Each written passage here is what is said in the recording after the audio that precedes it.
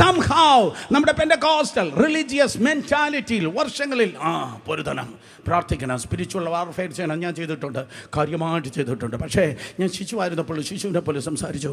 പുരുഷനായ ശേഷമോ ശിശുവിനുള്ളത് വിട്ടുകളയുന്നു. ഞാൻ നിങ്ങളോട് പറയട്ടെ, സ്തോത്രം, നമ്മുടെ പെർഫോമൻസിലല്ല പരിപാടി നടക്കുന്നത്, കർത്താവിൻ്റെ മഹത്വത്തിലാണ്.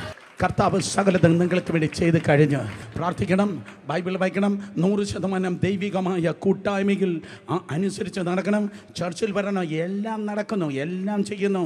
എന്തിനു വേണ്ടി? ദിവ്യമായ കൂട്ടായ്മയിൽ കർത്താവിൻ്റെ സ്റ്റാൻഡേർഡ് അനുസരിച്ച് ജീവിക്കാൻ. അങ്ങനെയാകുമ്പോൾ നിനക്ക് ആവശ്യമുള്ള സകലതും, സ്തോത്രം, ദൈവകൃപയാൽ അവൻ നിനക്ക് വേണ്ടി സെറ്റ് ചെയ്തിരിക്കുന്നു. നിങ്ങൾ ജീവിക്കുന്നത് സമാധാനമായിട്ടാണ്. Piece unto U. നിന്റെ ജോലി എന്താണ്? 100% ദൈവിക കൊയിനോനിയൽ നീ നടക്കുക.